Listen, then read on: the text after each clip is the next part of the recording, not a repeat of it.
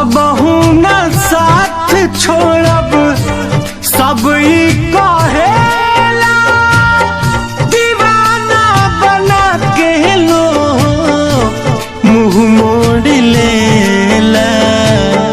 रात भर जागल रही आवे ना उंघाई, कहीं से